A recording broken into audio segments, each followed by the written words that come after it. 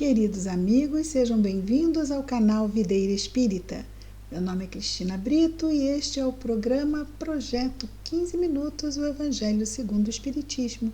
Aqui diariamente estudamos a terceira obra básica da doutrina espírita, codificada por Allan Kardec, o Evangelho segundo o Espiritismo. Estamos no capítulo 15.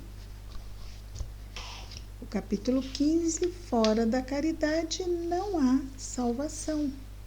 Vimos aqui o que é preciso para ser salvo, a parábola do bom samaritano. No que é preciso para ser salvo, o item 1, vemos a parábola do julgamento, né, onde o Senhor separa os bodes das ovelhas, aqueles que fazem a caridade vão para a direita, né? Vão para o reino dos céus, aqueles que não fazem a caridade não vão para um bom lugar, não é? E é sobre isso que nós vamos ver no item 3 hoje, que Kardec vai comentar. Vejamos então. Kardec nos diz: toda a moral de Jesus se resume na caridade e na humildade.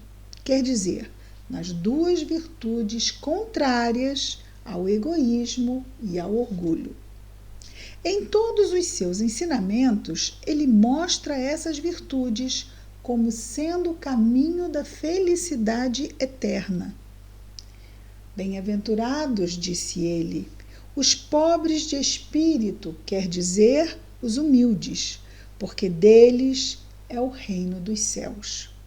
Bem-aventurados os que têm puro coração. Bem-aventurados os que são brandos e pacíficos. Bem-aventurados os que são misericordiosos. Amai o vosso próximo como a vós mesmos. Fazei aos outros o que quereríeis que vos fizessem. Amai os vossos inimigos. Perdoai as ofensas, se quiserdes ser perdoados. Fazei o bem sem ostentação. Julgai a vós mesmos antes de julgar os outros. Humildade e caridade. Retomando o início, não é? Da fala dele aqui do item 3. Humildade e caridade. Eis o que não cessa de recomendar. E ele mesmo dá o exemplo. Orgulho e egoísmo, eis o que não cessa de combater. Mas faz mais do que recomendar a caridade. Coloca-a claramente e em termos explícitos como a condição absoluta da felicidade futura. Bem dentro disso, fora da caridade não há salvação, não é? Então, essa salvação seria essa felicidade futura. Não há perspectivas de estarmos em boas instâncias espirituais se a caridade não for parte atuante da nossa vida. No quadro que Jesus deu do julgamento final, que é aquela parte, né, bodes, ovelhas, né, uns vão para um lado, outros vão para o outro, dependendo do bem que fizeram, e todo o bem que fizeram é como se estivessem fazendo diretamente a Jesus.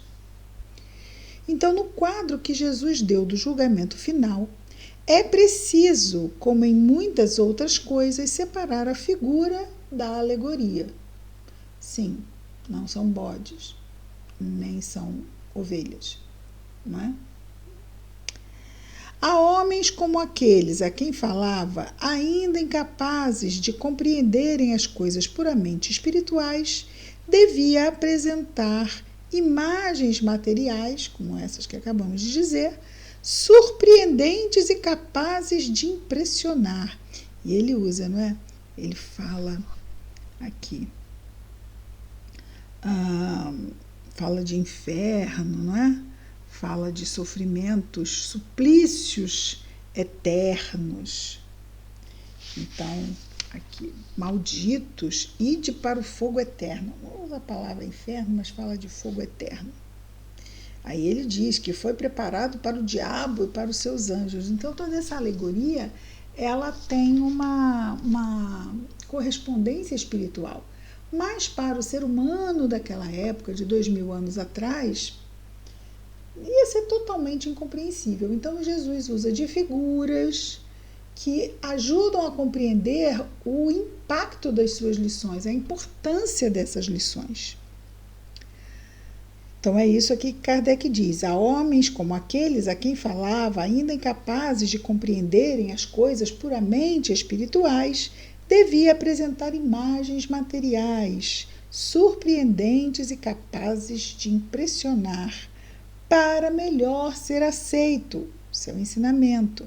Devia mesmo não se afastar muito das ideias vigentes, quanto à forma, no sentido de trazer imagens, do concreto daquele tempo, quanto à forma, em termos de imagens, reservando sempre para o futuro a verdadeira interpretação de suas palavras.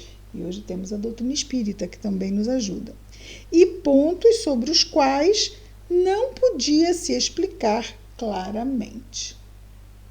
Mas, ao lado dessa parte acessória e figurada do quadro, há também uma ideia dominante. Kardec diz qual é: a da felicidade que espera o justo e da infelicidade reservada ao mal. Sim, isso fica muito claro na parábola. Nesse julgamento supremo, e quando é que vai se dar esse julgamento? Esse julgamento se dá toda vez que a gente desencarna e temos que separar em nós o que fizemos de bem ou não, e todo o mérito vai vir em nosso socorro, e dependendo de como estiver a nossa consciência diante disso, a nossa vibração, que é resultado do somatório, das nossas escolhas, do nosso livre-arbítrio, vamos estar numa determinada instância da espiritualidade, mais acima ou mais abaixo, porque somos colocados como os andares de um prédio, cada andar numa determinada vibração. Aquele que está em cima pode descer, mas aquele que está embaixo não pode subir, porque vibratoriamente não é possível. Por isso que os amigos espirituais vêm até nós, mas nós não podemos ir para as instâncias superiores onde eles habitam.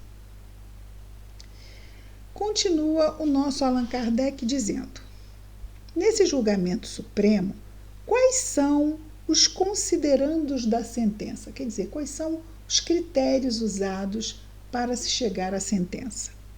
Sobre o que dirige o inquérito? O juiz pergunta se cumpriu esta ou aquela formalidade, observou mais ou menos tal ou tal prática exterior? Não. Ele não inquire, não pergunta, senão de uma coisa: a prática da caridade. Quantas vezes me vesti, eu tive fome, deste comer, eu tive frio, me cobriste, eu tive sede, me deste de beber. Não. Ele não inquire senão de uma coisa: a prática da caridade. E sentencia dizendo: vós que assististes vossos irmãos, passai para a direita. Vós que fostes duros para com eles, passai à esquerda. Ele se informa da ortodoxia da fé, ou seja, qual era a religião que eles seguiam, faz uma distinção entre aquele que crê de um modo e o que crê de outro modo? Não. Porque Jesus coloca o samaritano considerado herético. Sim, a parábola do bom samaritano. Naquela estrada, o que para socorrer era um samaritano, considerado pelo judeu herético, ou seja, que não seguia as leis judaicas e, portanto, estava lá perdido em termos religiosos. Era muito mal visto, o samaritano, pelos judeus. Jesus coloca, então, a figura do samaritano como aquele que fez a verdadeira caridade. E é isso que ele destaca quando ele pergunta para aquele doutor da lei: então, qual deles fez a caridade? E ele diz quem foi que fez.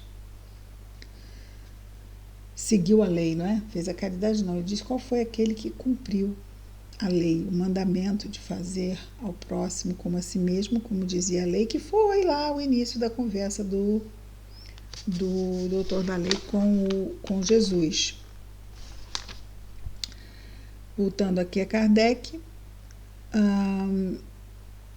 Jesus coloca o samaritano, considerado herético, mas que tem o amor ao próximo acima do ortodoxo, daquele que era o sacerdote que passa e recusa, né, do saduceu que passa e recusa auxiliar o caído, não é? Que falta com a caridade, o ortodoxo, aqueles que estavam lá, os judeus, ligados ao templo. Acima, então, estava o samaritano daqueles ortodoxos. Eles, sim, faltam com a caridade. Jesus não fez, pois, da caridade somente uma das condições de salvação, mas a única condição de salvação. Não importava se eles eram sacerdote do templo. Mandou mal, não está com a sua vibração habilitado para habitar os andares superiores do prédio da espiritualidade, não é? Então, somente uma das condições, a caridade não era apenas uma das condições de salvação, mas a única condição de salvação, se houvesse outras a serem preenchidas. Ele as teria, né? Se houvessem outras além da caridade, ele as teria mencionado. Não mencionou, ele destaca e coloca a caridade, e a caridade apenas como sendo o fator, porque nos traz a parábola do bom samaritano, que é uma parábola ligada à virtude 100% da caridade. E ele usa um termo que destaca muito sobre o que nos leva a fazer a caridade. Ele diz que o samaritano teve compaixão para com aquela vítima que estava na estrada, não é, tão machucada e aviltada. E é exatamente esse sentimento de compaixão que nos leva a querer fazer e estender o bem em nossas vidas.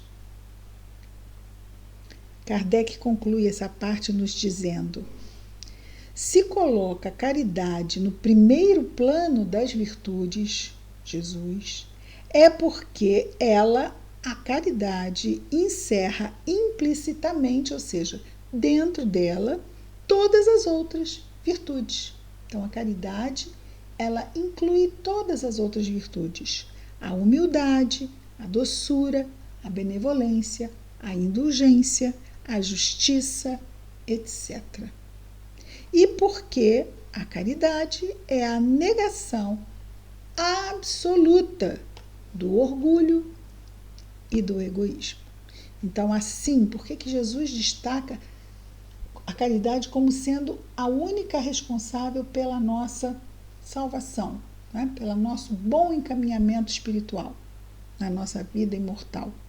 Porque ela inclui todas as outras virtudes e também porque ela é a negação absoluta das chagas morais, que são o orgulho e o egoísmo. E com isso, terminamos aqui o item 3, que abrange todos os 3 primeiros itens que falam sobre o que é preciso para ser salvo, a parábola do bom samaritano. Amanhã, a partir do item 4, nós vamos entrar então no maior mandamento. Ainda falaremos sobre a necessidade da caridade, segundo Paulo. Fora da igreja não há salvação, fora da verdade não há salvação. E depois entraremos na parte de instruções dos espíritos, com uma mensagem apenas do espírito Paulo, apóstolo, recebida em Paris, em 1860, que é a mensagem: fora da caridade não há salvação. Então, amanhã estaremos de volta com mais um programa Projeto 15 Minutos, o Evangelho segundo o Espiritismo. Até amanhã. Muita paz a todos.